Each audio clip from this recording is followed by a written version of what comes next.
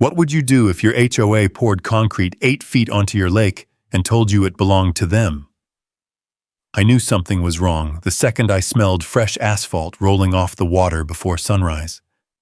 By the time I stepped onto my porch, strangers were carving a new patio straight into my shoreline, and a woman I'd never met was barking orders like she owned the whole county. I didn't shout. I didn't argue. I just watched, and wondered how far they thought they could push a man who knew exactly where every boundary on this land truly lived. The sound didn't match the hour. At that time of morning, just past 5, this part of Wyoming should have been nothing but the quiet hum of wind slipping through the pines and the soft lap of lake water against the old wooden dock. Instead, the ground trembled beneath my cabin floorboards, the kind of low, grinding vibration you feel in your ribs before your ears can make sense of it. I sat up in bed, blinking at the dim light leaking through the curtains, and caught a whiff of something sharp and chemical drifting in through the cracked window. Hot asphalt. Wet concrete. My first thought was absurd, that maybe the county was repairing the road out by the main highway. But that stretch was 8 miles from here, and sound didn't carry like this unless trouble brought it closer. I swung my legs out of bed, pulled on yesterday's jeans, and shoved my feet into the boots resting beside the nightstand. By the time I stepped into the main room, the shaking had grown stronger, rattling the old cast-iron pans hanging near the stove. Duke, my old gelding, snorted nervously from his stall outside, hooves shifting on dirt like he wasn't sure whether to trust the morning anymore. When I opened the front door, the cold air hit first, thin, sharp, the kind that tastes like snow even in late spring. Then the smell followed, thick and unmistakable. And then the sight. 2 concrete trucks idled 50 yards from my porch, their giant drums spinning like slow-motion storms. A third truck backed up toward the lakeshore, its reverse beeper echoing across the still surface of the water. Men in reflective vests moved with rehearsed purpose, guiding the chute toward a stretch of churned-up dirt that had no business being disturbed. Dust clouds hovered low, clinging to boots, jeans, and the metal sides of the machinery. For a moment, the world seemed to tilt. I had walked that shoreline nearly every day of my life. I knew every bend, every strip of cattails, every inch of that gravelly curve leading down to the water where my father used to pull in trout on late summer evenings. And now, God help me, someone was pouring concrete straight into it. I stepped off the porch, boots sinking softly into the cold morning soil. The workers barely glanced my way. One of them shot a look at another man, muttered something I couldn't hear. But it wasn't the crew that caught my eye. It was the woman standing near the front truck. She wore a tailored cream-colored coat that didn't belong anywhere near mud or machinery, and her hair, perfectly styled, not a strand out of place, was pinned back like she'd stepped out of a magazine shoot rather than a construction zone. In one hand she held a tablet, in the other a stainless steel travel mug. She pointed at the ground, giving orders to the crew with brisk confidence, her finger tracing a line that cut straight across my land, as if she were drawing borders on a map only she could see. When she turned and spotted me walking toward her, she didn't look surprised. She looked inconvenienced, like I was the unexpected delay in the schedule she had carefully planned. I stopped a few feet from her, breath fogging in the cold air. "Morning," I said, keeping my voice level. "Mind telling me what's going on here?" She gave the kind of smile people wear when they want to seem polite without meaning a word of it. "Good morning," she said crisply. "We're beginning phase 1 of the lakeside improvements." The words hit like a slap I wasn't expecting. "Improvements," I repeated. "On whose authority?" Her smile tightened, barely there. "On behalf of the Lakeshore Heights Homeowners Association. This shoreline has been designated for community beautification. You should have received the notice." I stared at her, cold air stinging my lungs, as I tried to process what she'd just said. My name's Remy Cole, I said slowly. And this is my land. All of this. My family's deed stretches back decades. There is no HOA jurisdiction here. She glanced down at her tablet, tapped the screen once, then looked back at me with a look that made my jaw tighten. Mr. Cole, the HOA has determined that this section of the lake is connected to the broader community environmental plan. We're authorized to begin work. Behind her, concrete spilled from the chute in a heavy gray stream, splattering onto the earth my grandfather had cleared by hand. The sound of it made something deep in my chest twist. You need to stop the pour, I said, stepping forward, the gravel shifting under my boots. Right now. She didn't even turn to look. She just lifted her mug to her lips and said, "You no longer have a say in this area." Something hot crawled up the back of my neck. Anger, disbelief, the sting of being dismissed on my own land. I took a breath, long and slow, the way my father used to when he didn't trust himself to speak too quickly. "This is private property," I said carefully. "Wyoming state law requires—" She waved a hand, as if brushing away something insignificant. "The HOA will handle any concerns once the project is complete. It's better for everyone if you simply adapt to the changes." Adapt. The word tasted bitter. Down by the lake, the concrete spread like a creeping stain, swallowing the dark gravel and healthy soil beneath it. A flock of geese lifted off the water in a burst of wings, startled by the machinery. The woman, Bethany I would later learn, stepped aside to answer a call, her voice bright and confident as she reported that progress was moving ahead of schedule. The workers kept going, pretending they didn't feel the weight of my stare or the wrongness of what they were doing. I stood there for a long moment, fists tight at my sides, watching my shoreline disappear beneath fresh cement. And one thought kept repeating, cold and sharp as the wind rushing off the lake. How did they think they had the right to build on land that wasn't theirs at all? The woman finally ended her call, tucking her sleek phone into the pocket of her coat. When she walked toward me, it wasn't with caution or uncertainty. It was with the steady, confident stride of someone who believed the world bent to her plans.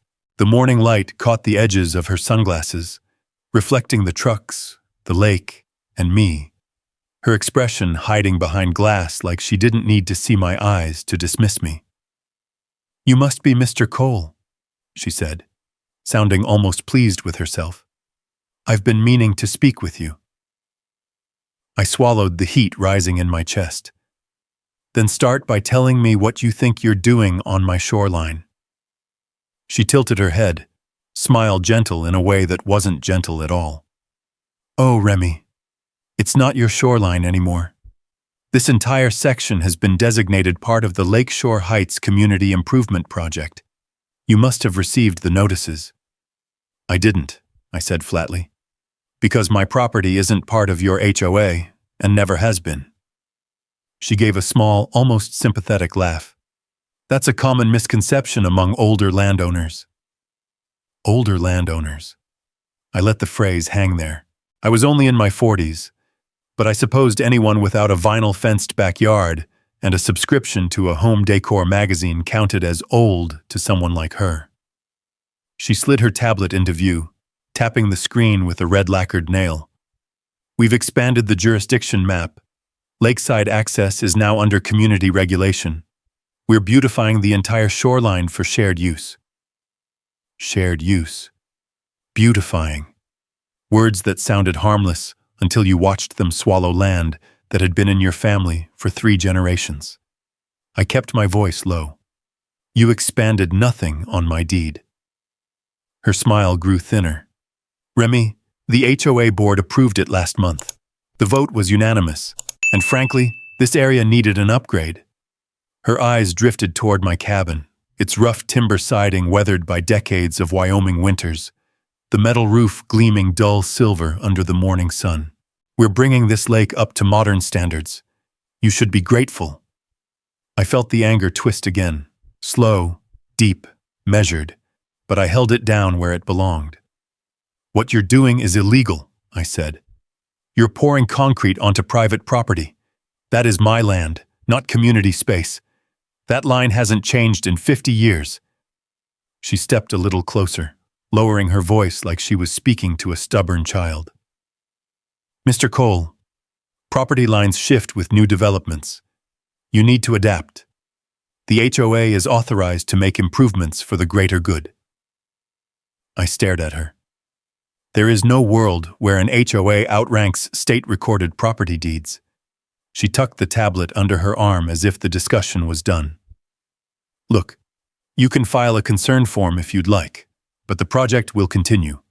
The trucks are already scheduled for the rest of the week, and Jake Mercer has the next phase queued.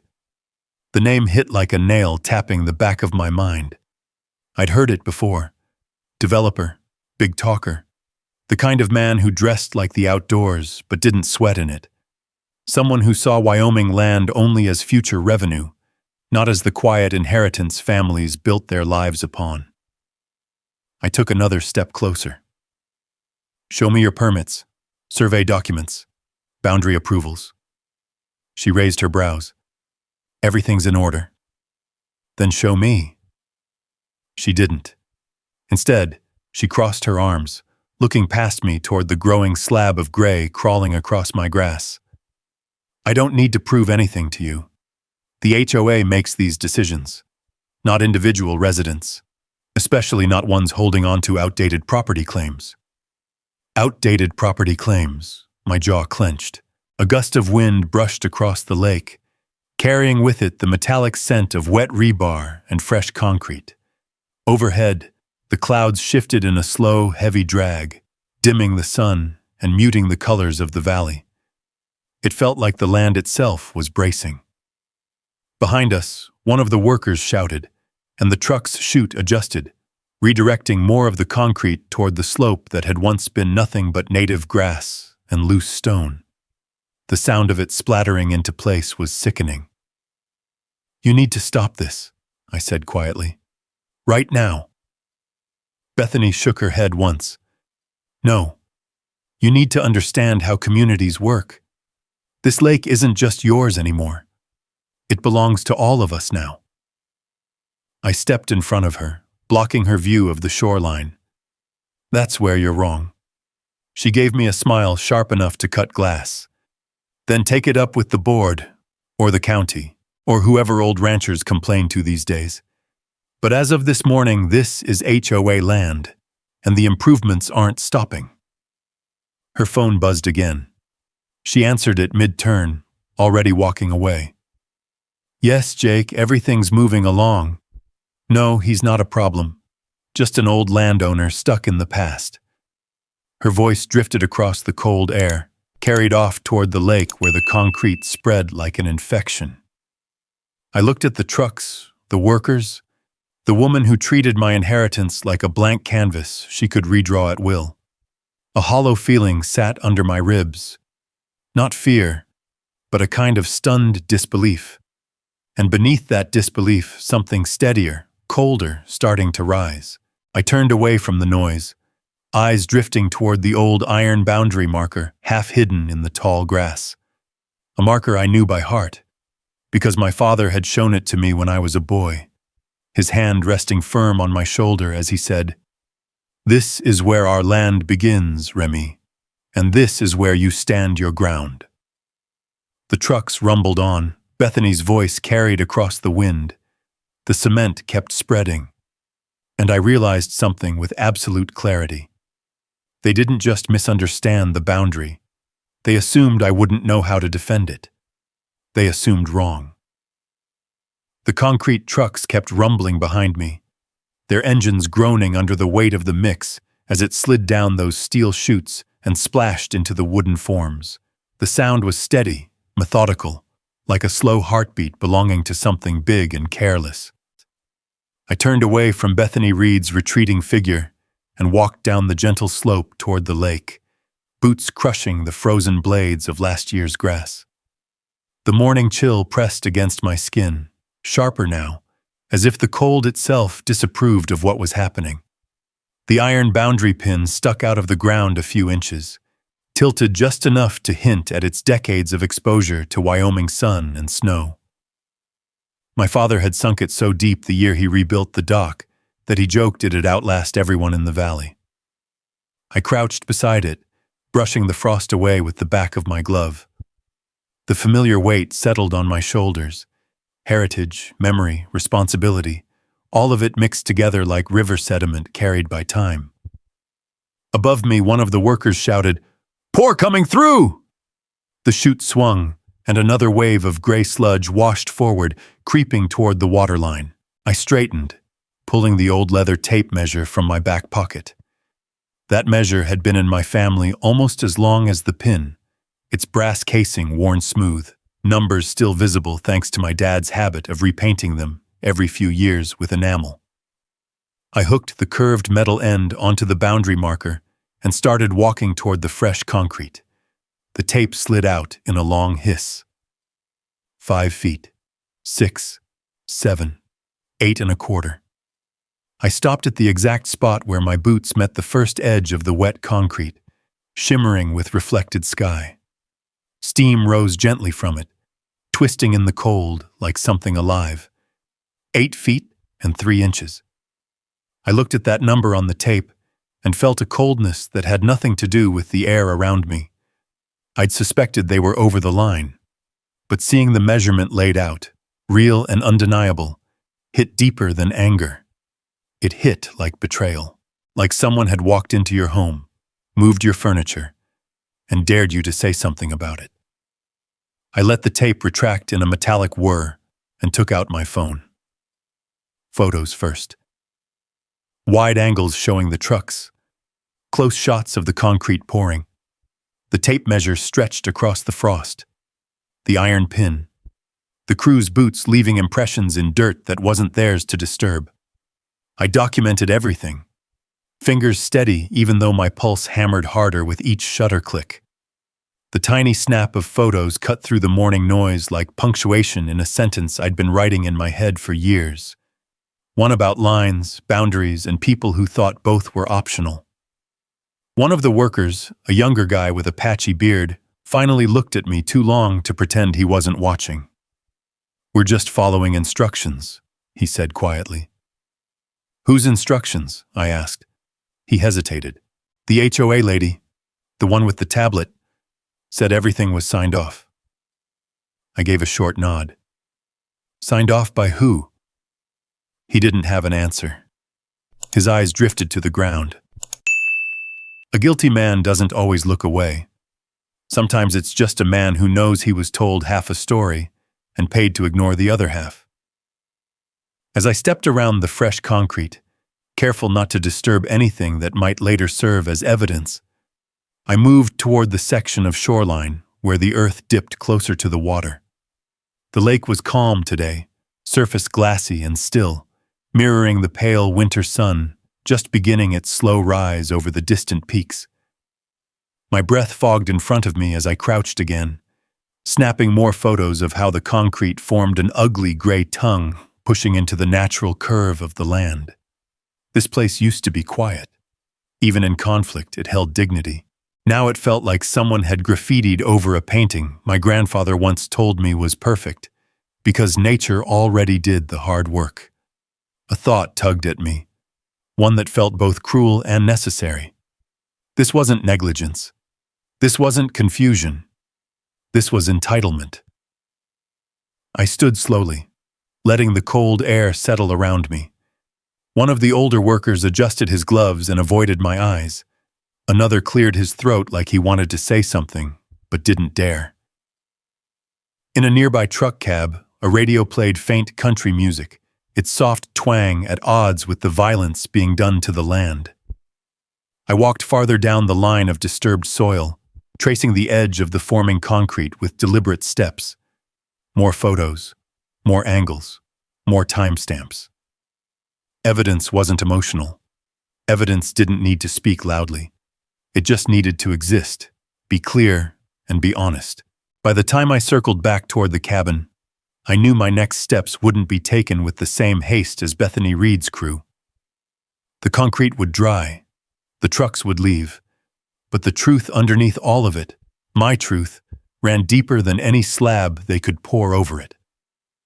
As I approached the porch, the morning sun finally broke through the clouds, a bright blade of gold glancing off the lake and striking the fresh concrete like accusation. Dust swirled around my boots, carried by a light wind that picked up speed as it moved inland. A lone hawk circled overhead, its cry stretching thin across the sky, as if the land itself was calling out. I paused at the top step and looked once more at what they'd done, at what they were continuing to do. The concrete trucks churned on. The crew lifted more boards, hammered them into place.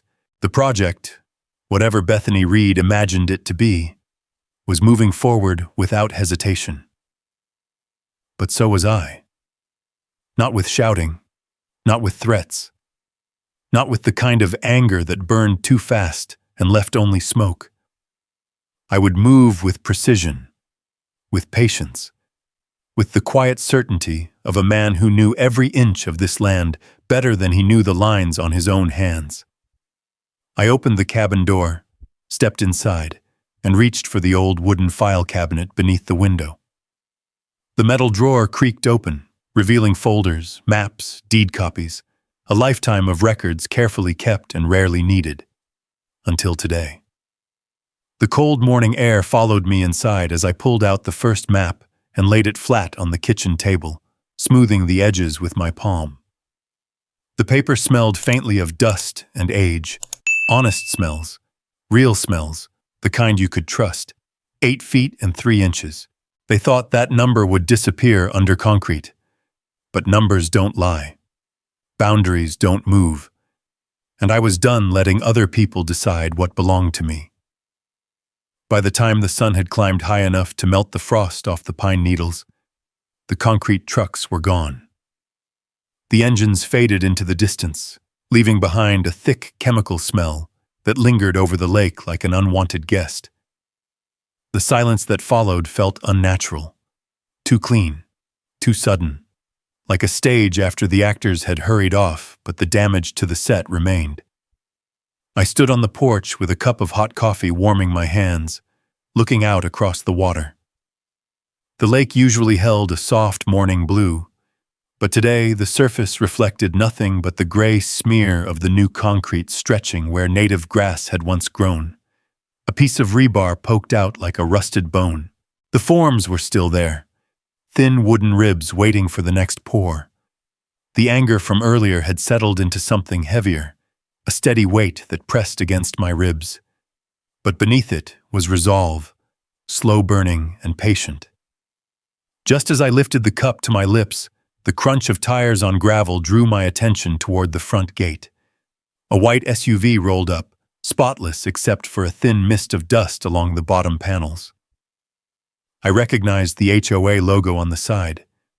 3 pine trees above a stylized lake, the kind of branding that looked pretty on newsletters and soulless on vehicles. The SUV stopped just outside my wooden fence. A woman wearing a puffy vest and oversized sunglasses stepped out, holding a clipboard and an envelope. She walked toward the gate, posture stiff like someone determined to avoid eye contact with the world around her. "Morning," I called out, setting my cup on the railing. She startled slightly before forcing a polite smile. "Mr. Cole, I'm just delivering a notice from the Lakeshore Heights Homeowners Association." I walked to the gate but didn't open it. "I'm not part of your HOA," I said calmly. "Never have been." The woman hesitated, glanced down at her clipboard, then offered the envelope through the slats. "It's still addressed to you." I took it without touching her hand. The SUV backed away quickly, leaving a faint trail of dust rising behind it. I didn't open the envelope right away. Something in me wanted to do it on the porch, where the land could bear witness. Instead, I walked back toward the cabin, letting the breeze from the lake brush against my face. Duke lifted his head in the paddock, ears flicking curiously, sensing the change in my mood. Inside, I broke the seal. The HOA letterhead was crisp and expensive, printed in embossed ink that shimmered faintly when it caught the light. My eyes scanned the page, and a cold knot tightened in my stomach. Notice of violation. Non-compliant structures, failure to adhere to community aesthetic guidelines, fine. $250. I laughed quietly. Once dry, without humor. They were fining me for my horse paddock, for the same wooden structure that had stood in the exact same spot for 20 years. The same paddock that predated the HOA's existence by over a decade. The letter continued in that same formal, condescending tone, explaining that the fence height, wood coloration, and overall design were inconsistent with the updated residential beautification plan. Updated by who? Approved by what jurisdiction? And what gave them the right to think any of it applied to me? I set the letter on the table, smoothing it out flat with 2 fingers. The ink smelled faintly chemical, like the concrete outside. I stared at the wording, the phrasing, the smug precision of every sentence. Whoever wrote this hadn't just wanted compliance, they wanted submission. A knock hit the doorframe. I turned to see Beth Harper, my neighbor from 3 properties down, standing on the porch, her cheeks red from the cold and her blonde hair tucked beneath a knit hat. She looked uncomfortable, shifting from one foot to the other. "Remy?" she said softly. "I wasn't sure if I should come by."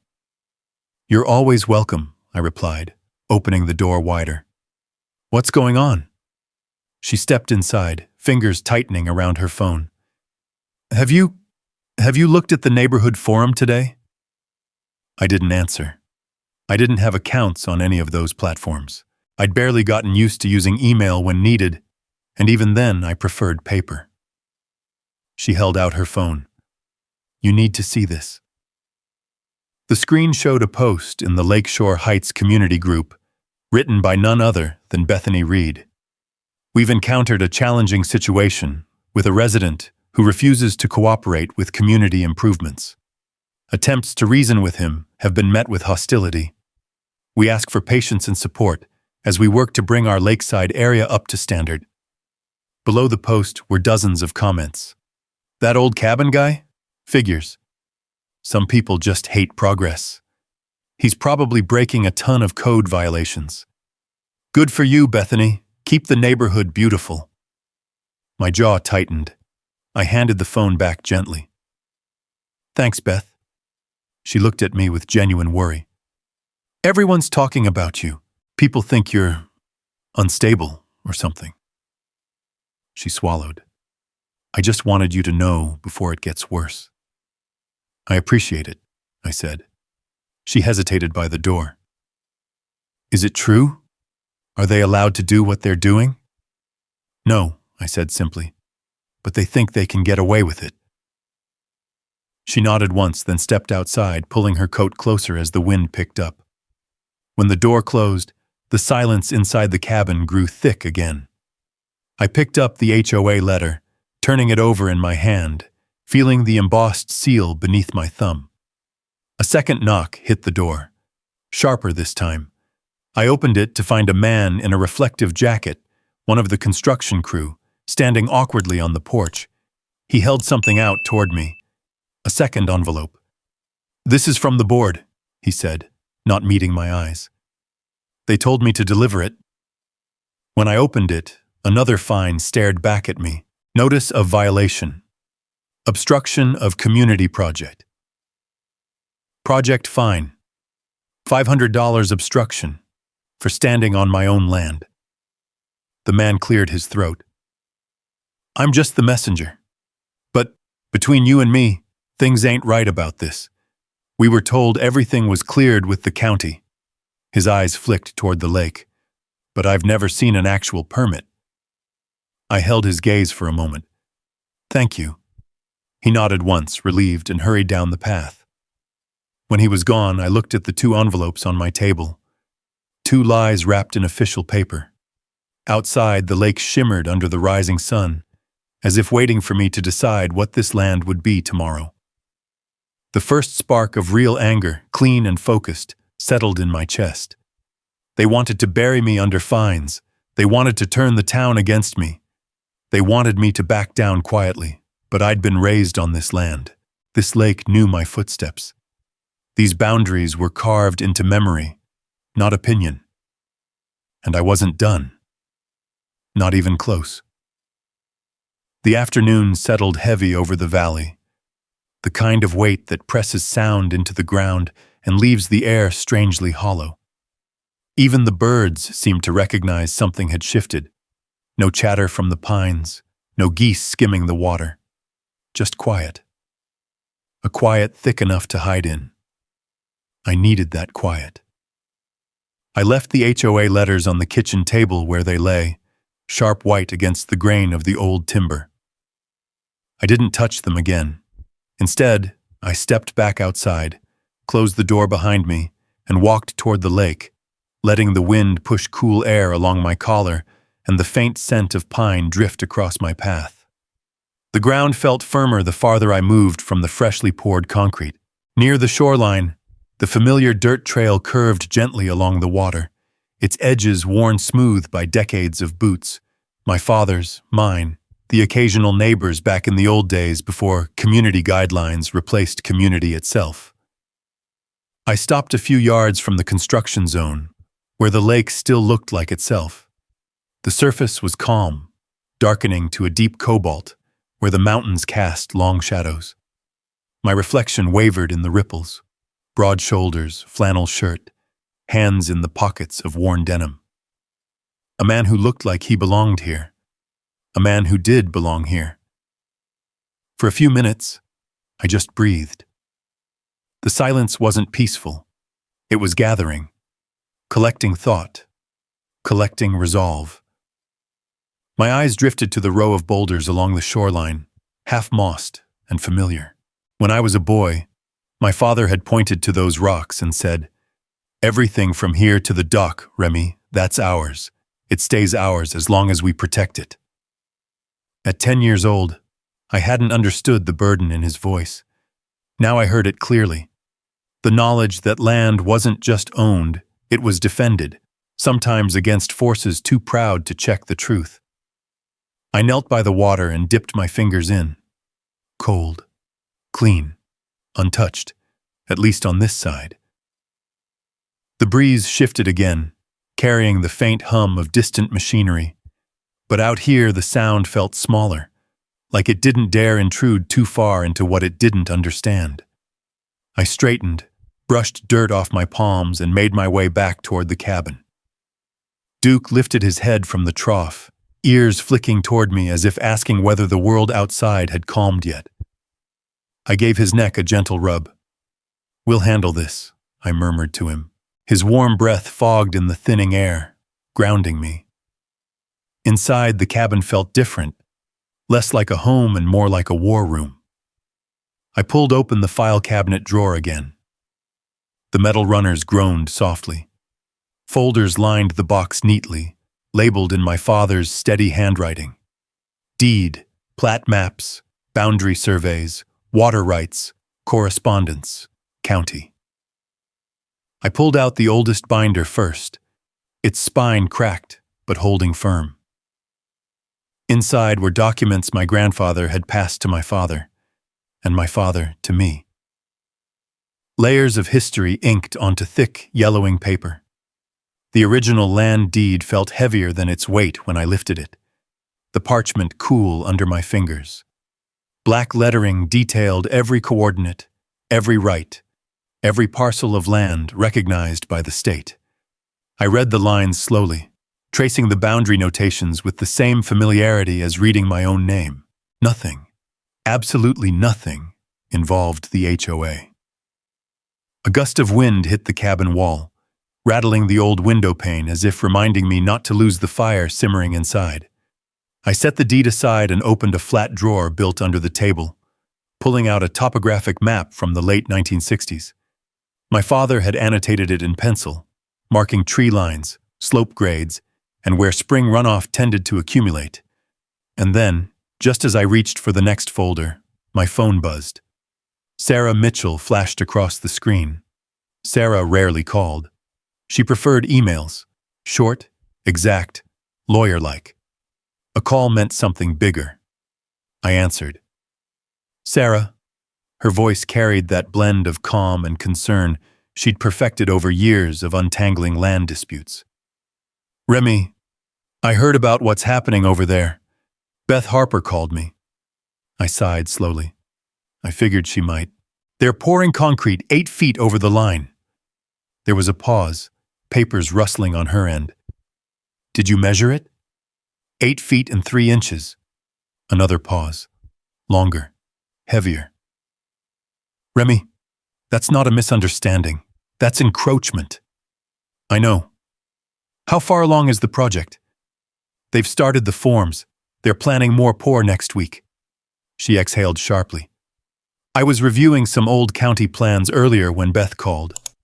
Remy, that shoreline, your shoreline, was never zoned as community property. Ever. Not even before Lakeshore Heights was built. I leaned forward in my chair, heart ticking just a touch faster. You're sure? Positive, she replied. I'm sending you the PDF right now. My email dinged. I opened the attachment, a scanned copy of a 1974 water rights document. Not just land boundaries, water access allocation. My family had first priority riparian rights along the entire western curve of the lake, going back over 4 decades. The HOA had no jurisdiction, none at all. I closed the laptop slowly, letting the significance settle in my chest. The weight that had been pressing me down all morning shifted, not gone but changing shape, turning into something sharp, something useful. Sarah, I said quietly. They told me the shoreline was part of their improvement zone. That zone was illegally expanded, she replied bluntly. It's not recognized by the county, and if they issued you a violation notice, they issued me too. Well, she said, voice cooling into focus, then they've stepped over a line they can't defend. Legally, they have no authority to enforce anything on your land. I leaned back, letting the wooden chair creak beneath me. Through the window, the lake glittered under the late afternoon light, as if waiting for the next move. What do you want me to do? Sarah asked. Hold for now, I said. I'm building something they won't expect. She didn't argue. She knew me too well for that. Just, Remy, don't lose your temper. I'm not angry, I said quietly. Not anymore. Because anger burned fast. But purpose settled. Purpose stayed. After we hung up, I turned off the cabin lights and stepped outside again. The air had cooled, the sky growing orange along the ridge. I walked down the path until I reached the edge of the newly poured concrete. It was solidifying now, hardening into a scar across the land. I crouched and placed my hand on its rough surface. Cold, unwelcome, temporary. Behind me, Duke let out a low whinny as a gust of wind sent ripples across the lake. The world was going quiet again, not in defeat, but in anticipation, like the land itself was holding its breath. Because now I knew exactly what they'd done wrong, exactly what they didn't have the right to touch, and exactly what I would use to stop them. I rose slowly, dusting off my palms. Silence wasn't surrender. It was preparation. And the lake, my lake, was finally ready to speak. The next morning broke slow and gray, clouds hanging low over the water like a heavy tarp. A fine mist drifted across the lake's surface, soft as breath, blurring the far tree line into a watercolor smear. It was the kind of morning where sound carried differently, muted, stretched, like the world was listening rather than speaking. That suited me just fine. I set a pot of coffee on the old iron stove, its familiar crackle warming the cabin.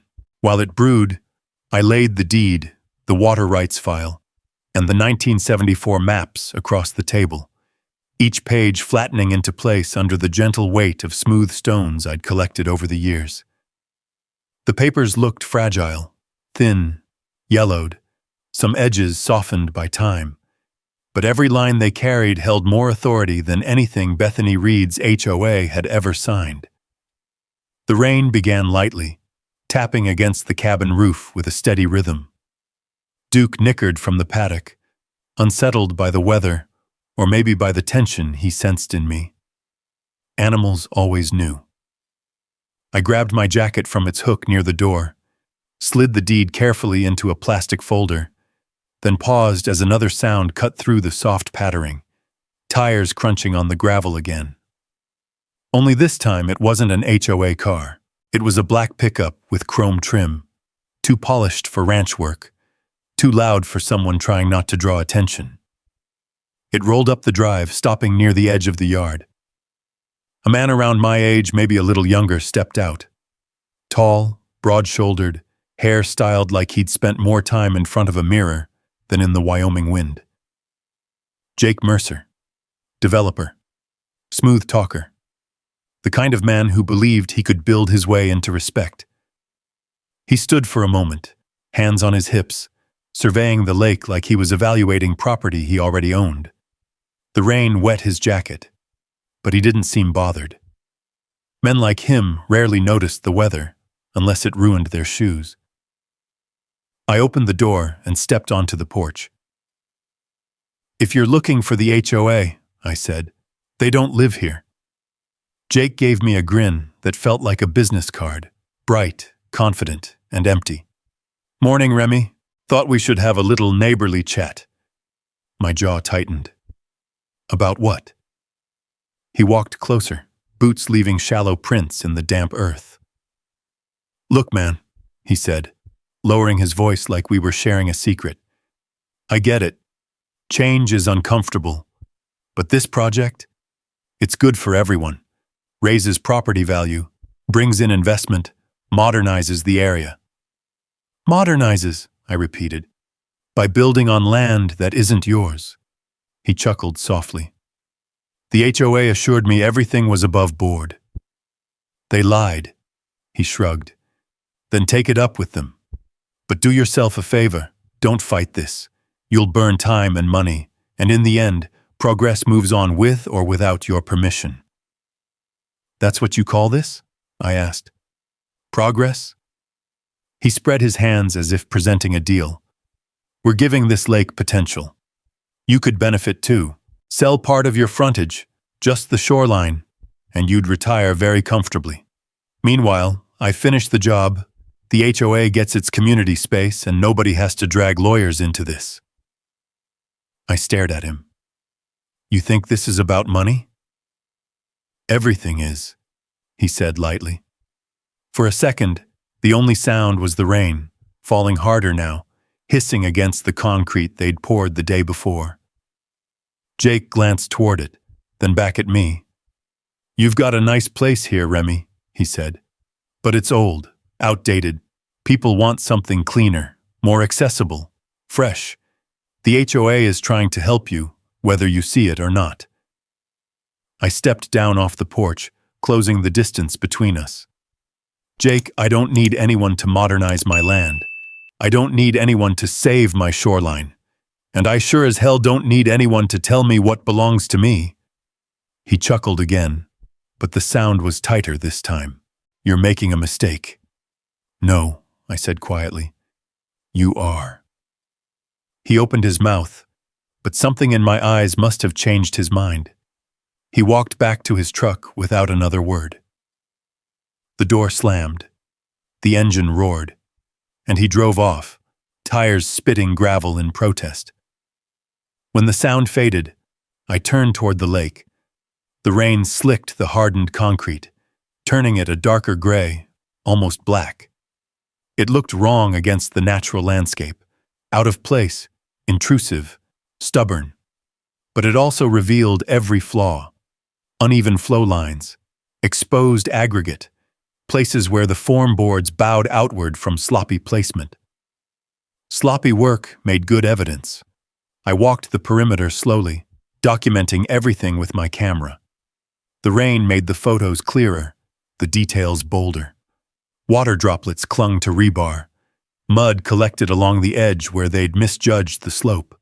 The boundary pin, half buried in grass, now glimmered wet, unmistakable in its purpose. I continued up the slope, past the cabin, to the old oak that stood like a sentinel near the ridge. Its branches reached wide, leaves trembling under the rainstorm. Beneath the roots, hidden under a stone my father placed there decades ago, lay a metal lockbox. I lifted the stone, unlatched the box, and removed a sealed folder wrapped in wax paper. My father's handwriting marked the top. Boundary Certification, 1984.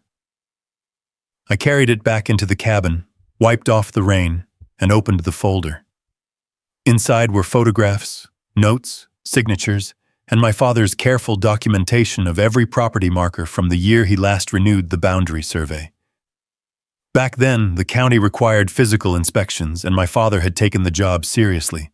He was a practical man, no nonsense, no shortcuts, and he believed in keeping a record that could outlive misunderstanding or deliberate ignorance. I spread the papers across the table next to the 1974 documents. The more the pages overlapped, the clearer the truth became. The HOA's expansion wasn't supported by anything. No legal description, no county approval, no rights tied to the shoreline whatsoever. The rain intensified outside, wind pushing it sideways against the windows. Duke stomped once in the paddock, restless. Thunder rolled faintly in the distance, echoing against the mountains. I opened my laptop, logged into the county's GIS portal, and pulled up the digital boundary map. Coordinates appeared as bright yellow points on the screen. I cross-checked each one with my father's notes, the deed, and the water rights file. Every match lined up perfectly. The HOA had nothing. Sarah's words from yesterday echoed in my mind. If they issued you a violation, they've stepped into legal territory they can't defend. I typed an email to her, attaching all the files and photographs. Then I wrote one final line. Prepare the case. I'm ready. I hit send. The storm outside calmed a little, as if the valley was catching its breath. The rain softened into a steady patter on the cabin roof. I walked to the window and looked out over the lake. Mist curled along the surface, curling around the concrete slab like nature itself was deciding whether to tolerate it. I took a long breath, then whispered into the quiet space between the storm and the earth. You picked the wrong lake, Bethany. Because I knew the numbers, I knew the boundaries, and I knew the law better than the woman who thought she could paint lines over history. Paper didn't shout. Paper didn't threaten. Paper didn't posture on social media. Paper simply waited for its moment. And that moment was coming. The storm passed in the early hours before dawn, leaving the air unnaturally still, sharp, washed clean, and cold enough to sting the lungs. When I stepped out onto the porch, the boards creaked under my boots, wet from the night's rain. Thin wisps of fog clung low above the ground, drifting across the grass like smoke rolling off a battlefield no one wanted to talk about. The lake was still, too still, a mirror of gray sky and bruised clouds, and the concrete slab the HOA had poured the day before? Now it looked worse, darker, streaked from the rain, and beginning to pull away from the forms where they'd rushed the job. Imperfection revealed itself under pressure. That was something my father always used to say. The quiet broke with the crunch of gravel down the driveway, a county vehicle. Not HOA, not a contractor, not a neighbor. County. A white SUV rolled to a stop near the front fence. The logo on the side, Teton County Survey and Land Use, gleamed in the early light. A man I recognized climbed out, jacket zipped to his chin, clipboard under his arm. His name was Travis Duncan, one of the field surveyors. Good man, steady hand, honest, the kind of county staffer who didn't bend easily, no matter who tried. "Morning, Remy," he called as he walked toward the gate. "Heard there's something out here you wanted eyes on." "Morning, Travis," I replied, unhooking the old iron latch. "Appreciate you coming." I got a call from Sarah, he said. Sounded like something's not adding up. I let out a slow breath. Not adding up is a polite way of putting it. He stepped through the gate and followed me down the path toward the lake. The fog drifted aside as we walked, revealing the hard line of the concrete pad jutting into the earth like a wound. Travis stopped, blinked, whistled under his breath. Good Lord, he murmured. They really poured over the line. 8 feet and 3 inches, I said. Measured it myself. He crouched, running his gloved hand along the edge of the slab. Then he stood again, scanning the shoreline. Remy, this isn't even close to ambiguous. That pin marker behind the boulder, that's original placement. Haven't seen one of those in decades. My father said it, I said quietly. He nodded. Then it's solid. Travis pulled a long orange ribbon from his pocket and tied it around the boundary pin, marking it clearly. Then he walked back and forth along the slab, taking photos, jotting notes, and shaking his head every so often. You know they didn't file a request with the county, right? He said. I checked before driving out. I figured, I replied. And no permit, he added. I figured that too. He looked at me, expression tightening. You want this escalated? I want it documented, I said. Everything. Every inch. Every angle. Every violation. Travis nodded once, slow, deliberate. Then he got to work. For the next 40 minutes, the only sounds were the soft clicking of his camera, the scribble of his pen, and the faint lapping of the lake water against the rocks. The fog thinned further, drifting upward, revealing the mountains washed in pale gold. When he finished, he slipped his tools back into his pack. I'll get this submitted immediately. Sarah will get a copy, and… Remy? Yeah? This isn't usual. I've seen HOA overreach before, but what they did here, this is blatant. And the developer they're working with, this Mercer guy, he's been sniffing around several lakeside properties recently. Aggressive pitches, more aggressive assumptions. I've noticed, I said. Travis hesitated a moment before adding softly, just make sure you watch your back. I nodded. I always do. He gave a short nod, then climbed back into his vehicle and headed off down the gravel road. The silence returned. Only now it wasn't the same silence I felt the day before. It was anticipation. A few hours later, as the afternoon sun began to burn away the last of the storm clouds, I received a text from Sarah. County wants a meeting today. Bring everything. 3 p.m. Don't be late. It wasn't a suggestion. I gathered the deed, the surveys, the water rights, the maps, and the photos, old and new, stacking them into a thick binder that felt heavier than any weapon I'd ever held. Then I drove into town, the dirt road kicking dust behind me like a tale of determination. The county offices sat in a blocky gray building near the courthouse square. Inside, the fluorescent lights buzzed quietly, the smell of old carpet and cold coffee lingering in the halls. I followed the receptionist's directions to a small conference room.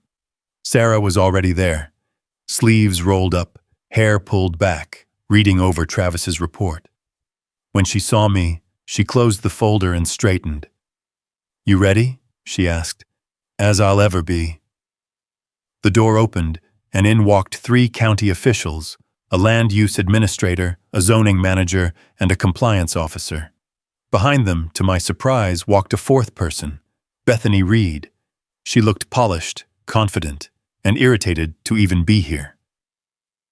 Her heels clicked sharply against the linoleum floor. Her eyes flicked to me, then to the stack of documents I'd brought, and something in her jaw tightened.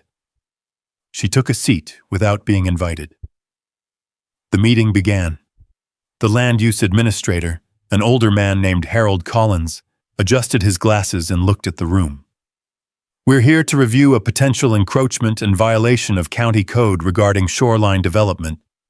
Bethany crossed her legs and smiled tightly. This is a misunderstanding. The HOA will determine that, Harold cut in, voice steady but firm. Sarah leaned forward. Then let's begin with Exhibit A. She slid the deed across the table. I watched the room closely. The officials reviewed the document with the kind of quiet attention that always preceded a decision. When they turned to the maps, the photos, the boundary pin, the water rights, their expressions shifted. Subtle, but unmistakable. Then, finally, Sarah opened the last folder. Before any further discussion, she said, there's one more thing the board should be aware of. She looked at me. I met her eyes, then reached into the binder and pulled out a laminated identification card. Harold squinted. Mr. Cole, what is that? I set it gently on the table. Teton County Surveyor. Official certification issued 2012. Expired 2020 name. Remington Cole. The room went still. The zoning manager looked from the card to me, brows raised. You're a former county surveyor? I nodded. 8 years. Silence stretched. Heavy, meaningful. Bethany's face drained of color. She stared at me like she was seeing me for the first time, her confidence wobbling under the weight of something she should have considered before pouring concrete onto land she didn't understand. She hadn't asked who I was. She hadn't cared, and now that mistake was sitting across the table from her. Harold cleared his throat. Given Mr. Cole's history with the county and his familiarity with these boundaries, his claim carries significant weight. And combining that with the documentation provided, this situation is not only concerning, it appears egregious. Bethany opened her mouth. Now hold on. No, Harold said, raising a hand. You hold on. Her jaw snapped shut. Harold exhaled, rubbing his temples. We will be initiating a full investigation into this unauthorized construction. Effective immediately. All work is to cease. Bethany looked like she'd swallowed a mouthful of gravel. Sarah allowed herself the slightest smile. I sat back in my chair, calm, not triumphant, not even relieved, just steady. Exactly how I felt when restoring a fence line after a storm. Because truth didn't need theatrics. Truth only needed daylight. And today, it had finally found its way in. The parking lot outside the county building was blinding in the afternoon sun. A wide concrete plain that smelled faintly of dust, warm metal, and the pine trees that ringed the town. I stepped out into the heat, binder tucked under my arm, the weight of the meeting still settling into my bones. My truck sat where I'd left it, dust clinging to its fenders like a familiar coat. But something in the air had changed. Something heavy, charged, expectant. I felt it before I heard the footsteps. Mr. Cole. The voice was clipped, feminine, and carrying the edge of someone used to being obeyed. I turned to see Bethany Reed striding toward me across the lot, her heels ticking against the pavement like impatient clock hands. The sun glared off her sunglasses, hiding her eyes, but the tension in her jaw said enough. Do you have any idea, she began, what you've just done?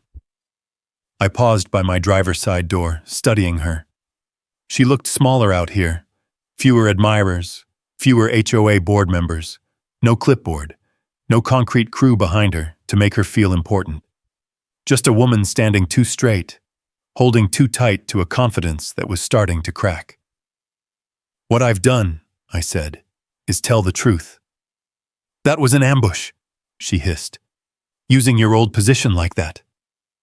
That wasn't an ambush, I replied calmly. That was context. Her mouth pressed into a thin line. She pulled off her sunglasses, and for the first time I saw what she'd been hiding behind them. Fear. Fear wrapped in anger, but fear all the same. You think you've won something, she said quietly. But you don't know who you're fighting. Oh, I do, I said. I'm fighting someone who thinks influence is stronger than law. She opened her mouth, but stopped when another engine rolled into the lot. A Silver County truck eased into a nearby spot. Sheriff Marcus Hale stepped out, his hat low over his brow, badge glinting at his chest. Built like a ranch gate, solid, unyielding, dependable. Bethany froze. Marcus didn't approach her. He approached me. "Remy," he said, extending a hand. "Heard you stirred up something worth looking at." "Not my intention," I said, shaking his hand. He eyed Bethany briefly, politely, without warmth. "Ma'am." She swallowed. "Sheriff?" "County looped me in," Marcus said, turning his attention back to me. "Land use violations fall under civil enforcement, but if there's additional intimidation or tampering with markers, that becomes criminal." His voice didn't rise or fall, just steady. "Mind if I take a walk down to your shoreline later today?" "Anytime," I said. Bethany stepped forward slightly. "Sheriff Hale, this is a misunderstanding." Marcus didn't even blink. "If it is, it'll come out clean. If it's not—" He let the sentence drift, unfinished but loud. Bethany's voice tightened. "I'm the elected HOA president." Marcus tipped his hat. "And I'm the elected sheriff. Only one of those positions enforces state statute." Nothing in his tone was cruel. It was simply factual, like a boundary line on a county map. Bethany turned abruptly and walked to her car, shoulders stiff, keys jangling with more force than necessary. When she drove away, dust scattered behind her like a trail of shaken pride. Marcus exhaled, long and slow. "She's been pushing hard all over this county. Thought she'd finally hit someone who wouldn't push back." I shut the truck door behind me. "She hit the wrong property this time." His eyes sharpened. "She hit the wrong man." He headed back to his vehicle, pausing only to add, "I'll be at your place by sundown. Don't worry, we'll handle this by the book." The engine of his truck faded down the road as I turned toward home. The sun was dipping behind the western ridge when Marcus arrived that evening. Shadows stretched long across the ranch, and the lake reflected a deep bronze glow, calm, quiet, deceptively peaceful. Ranger whinnied at the sheriff's truck rolling in. Duke stood by the fence, ears forward, watching. Marcus walked the property with me, boots sinking slightly in the damp earth. I guided him along the old cedar posts, down the slope toward the boulder that marked the corner pin. Halfway there, he slowed. "This is untouched land," he said softly. "Unaltered. These old markers, they're rare." "They're honest," I said. He crouched and studied the pin. "It's still in original placement." Then he turned to the slab. "And that is not." The concrete gleamed pale in the low light, its edges sharp and ugly against the natural line of the shore. One section had already begun to fracture, a thin seam near the middle where rushed curing had betrayed itself. Marcus pulled out his county tablet and started taking photos. "I'll file a report with zoning and county legal. Unpermitted construction, willful boundary encroachment, probable misuse of HOA authority. They'll add it to the investigation." He stood again, brushing dirt from his hands. "You know," he said after a moment, "a lot of folks think justice is some big dramatic thing. Handcuffs, courtroom shouting, newspaper headlines. But more often than not," he gestured around, at the lake, the pin, the boulder, the slab. "It's this, quiet, technical, unshakable." I nodded. "Lines don't lie." "No," he agreed. "People do." A breeze rolled off the water then, cool and carrying the scent of pine sap and wet earth. Drifting across the surface was the faint ripple of a trout breaking the still water. A small, simple reminder that the lake didn't care about egos or HOA boards or political connections. It only cared about truth. Marcus tucked the tablet back into his vest. "There'll be a formal cease order notice delivered tomorrow morning." "Bethany won't like that." "No," he said, "but the law isn't about what she likes." He left as the last edge of sunset faded, leaving the ranch wrapped in blue twilight. The next morning came with the sound of tires crunching down my driveway. Not frantic like the construction trucks, not arrogant like Bethany's SUV. This was steady, official, a county sedan. A woman stepped out. Clipboard, badge, and a windbreaker embroidered with county building compliance. Her name tag read, Ellie Parker. "Mr. Cole?" she asked as she approached. "Yes, ma'am." She handed me a folded notice stamped with a red seal. "Effective immediately. All construction on the disputed area is suspended pending full investigation and hearing. Violation penalties to be determined." She looked toward the lake and frowned. "I've reviewed the file already. Honestly, this one's not even close." "I know," I said. "You documented everything," she added. "Most people don't." "Paper remembers," I replied. She smiled faintly. "That it does." Ellie took a few more notes and left, dust swirling behind her sedan. I stood there for a while, reading the notice again even though I didn't need to. My hands felt steady.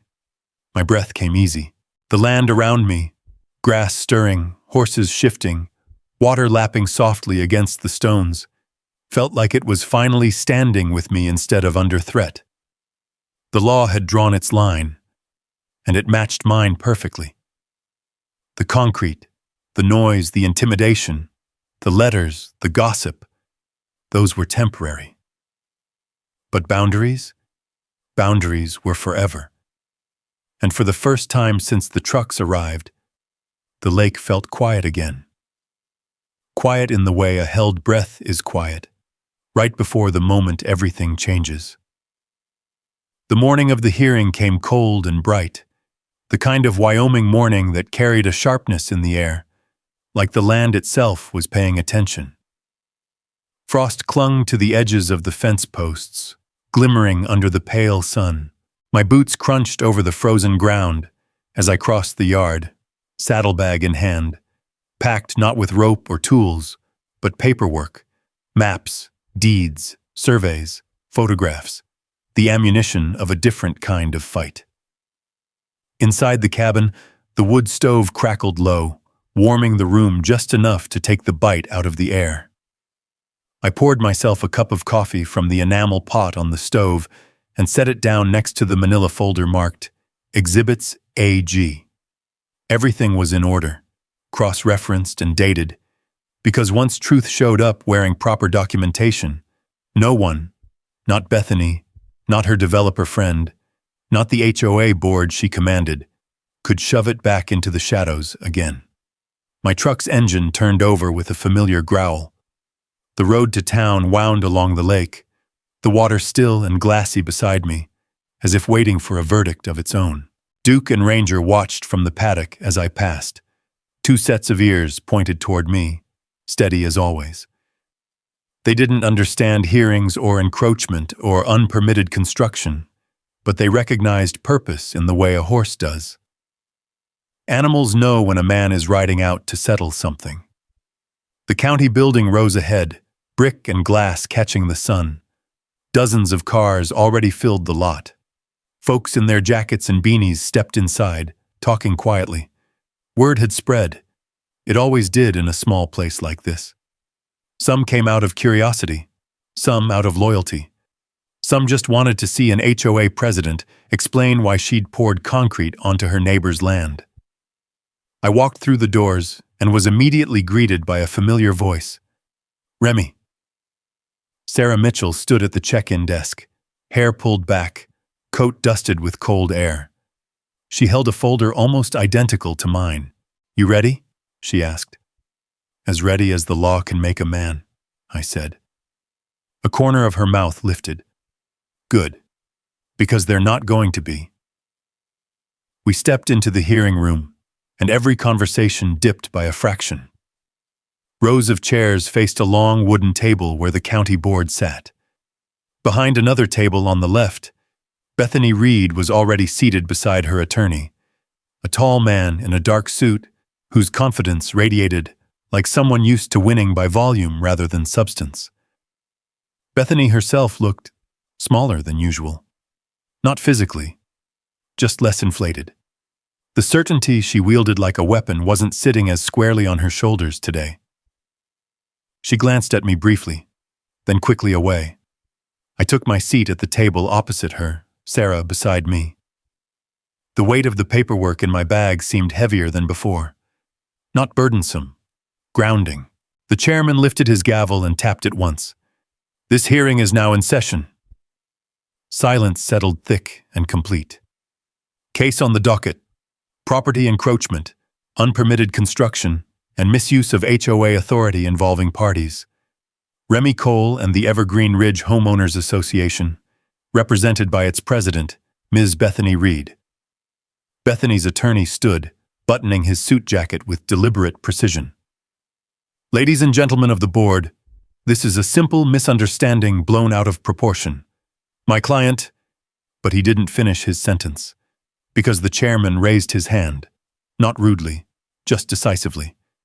"Mr. Hale has already filed a preliminary enforcement report regarding a violation of county code. We're not here today to debate impressions or emotions. We're here to review evidence." The attorney blinked, but composed himself. "Of course." The chairman gestured toward me. "Mr. Cole, you may present." I rose slowly, the room shifting to stillness around me. I reached into my bag and pulled out the large envelope with reinforced corners. The old deed inside was fragile, but today it needed to be seen. I laid it gently on the table, hands steady. "This land," I began, "has belonged to my family since 1970. Its boundaries have been surveyed, confirmed, and recorded. Those records haven't changed. The land hasn't changed. Only someone's assumption of power has." I opened the deed, spreading it flat.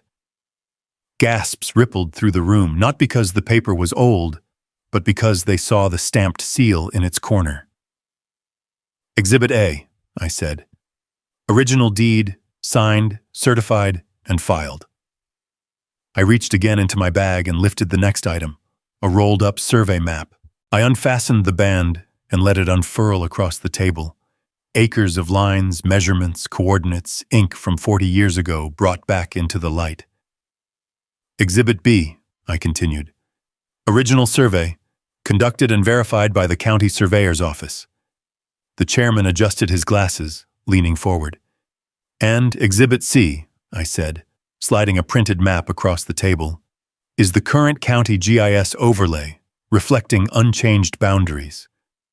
Then I placed the final set of images, printed photographs, time-stamped, beside the maps. The concrete slab, the iron pins, the 8-foot encroachment. The truth was right there, in black and white, unmoving, indisputable. Bethany's attorney stood again, but the words that left him were thinner now, less certain. These documents don't prove intent. At most, they suggest they prove the boundary," Sarah cut in, voice calm but firm. "And the boundary is the law." The chairman nodded. "Agreed." The attorney's face tightened. The chairman turned to Bethany. "Miss Reed, did you consult the county before building on the disputed area?" She hesitated. "The contractors assured me that wasn't the question." Her throat bobbed. "No." "And did you obtain the required permit for ground-level construction within 50 feet of a lake shoreline?" She swallowed again. "No." "And were you aware Mr. Cole's property predates the HOA boundary map by nearly 5 decades? Her jaw tightened. "No." Each answer dripped into the silence like stones sinking in water. Then the chairman asked the question that sealed it. "Ms. Reed, why did you tell your HOA board that the land was community-owned?" Her eyes darted toward her attorney. For a moment she seemed to shrink inside her own posture. Her voice came out thin. "I misinterpreted the diagrams." The board members exchanged a look. A long, heavy moment stretched between the tables. Then the chairman turned toward me. "Mr. Cole," he said, Is there anything further you wish to add? I looked down at the deed, at the survey, at the photographs, the evidence my grandfather never imagined would be needed someday. Then I lifted my eyes. This lake, I said quietly, was entrusted to my family long before any HOA existed. My grandfather protected it. My father respected it. I'm doing the same. Boundaries matter, not because they keep people apart, but because they keep things honest. The room settled into stillness again, like the lake right before sunrise. The chairman leaned back, exhaling through his nose. The board finds the evidence clear. The HOA has committed an unpermitted encroachment on private property. The structure must be removed within 30 days. Fines will be issued. Further, misuse of HOA authority has been noted and will be reviewed. Bethany's face went pale. Her hands trembled where they clutched her folder. She stared forward, not at me, not at the board, just forward, as if trying to outrun the verdict settling around her. But there was nowhere left to run. The hearing room buzzed with murmurs as the gavel struck once more, sharp and absolute. Decision made, line drawn, truth upheld. And as I gathered my papers, sliding the deed back into its envelope, I felt the weight of something lift, not just from my shoulders, but from the land itself, as though the ranch had been holding its breath alongside me. Now it could breathe again. Outside, sunlight hit the lake in a bright sweep of gold, like it was welcoming me home. The drive back along the shoreline felt different this time, lighter somehow, like the road itself had stretched out in relief.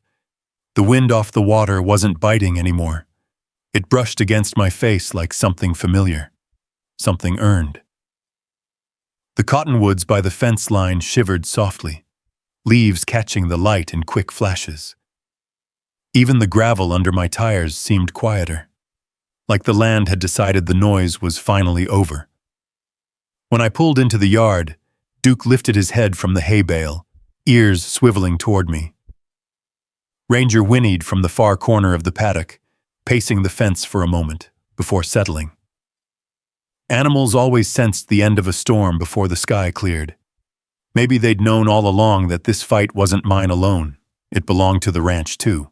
I stepped out of the truck and stood there for a while, letting my boots settle into the dirt that had held my family's footsteps for generations. Somewhere across the lake, a loon called, low and echoing, drifting across the water like a closing curtain on the last act of a long, unwanted play. It wasn't over yet. Not completely. There was still work to be done. By noon the next morning, the demolition crew rolled in. Their trucks were large, their equipment loud, but none of that bothered me. Not today. These machines weren't here to take something from me. They were here to return something that never should have been touched. The foreman hopped down from his cab, wiping his hands on a rag. He looked at the concrete slab stretching across my shoreline and let out a slow whistle. "This was put in fast," he said, "and wrong." "Most things built on lies are," I replied. He gave me a nod that said he understood more than he let on, and motioned to his crew. Within minutes, the jackhammers started up, pounding rhythmically against the hardened surface. Shards of concrete broke loose, scattering like brittle shells across the dirt. Dust rose into the air, catching sunlight in suspended flecks, drifting out over the lake before the breeze carried it away. I watched from the porch, arms folded across my chest. Every crack of the jackhammer felt like a knot loosening, an insult undone, a boundary restored. It wasn't triumph I felt, not revenge, just balance slowly returning. By evening, the patio was gone, not reduced or trimmed or reshaped, gone. The earth beneath it looked raw and exposed, but honest. The foreman walked up to hand me a final document. "Restoration complete," he said, "to original grade." I signed without hesitation. Paperwork had started this war, and it was only right that paperwork ended it. He tipped his hat and drove off, the fading hum of his engine leaving the ranch in soft quiet again. As twilight fell, I walked down to the newly cleared shoreline. My boots sank slightly into the disturbed soil, still cool from the shadows creeping in. The lake mirrored the sky, deep blue, streaked with orange, calm as a held breath finally released. I could almost picture my grandfather standing where I stood now, nodding once, the way he always did when something had been set right. Behind me, the first of the consequences unfolded quietly. Bethany Reed resigned from the HOA presidency 3 days after the hearing. No announcement, no speech, just a terse email forwarded through the neighborhood chain, stripped of her usual flair. Rumor had it board members demanded accountability. Others said the county had suggested stepping down. Maybe it was both. Jake Mercer received a notice of investigation from the county development office. Failure to obtain permits, involvement in unauthorized work, allegations of coercion toward residents. Developers rarely feared moral justice, but legal justice was another matter. As for the HOA itself, the board voted to rescind every violation they'd sent me and issued a written apology. Short, formal, but honest. They also passed a motion requiring third-party legal review for any future enforcement action. Apparently, my case had shaken more than just a shoreline, but the biggest consequence was quieter, slower, and deeper. Neighbors who'd once avoided meeting my eyes now waved when I rode down the county road.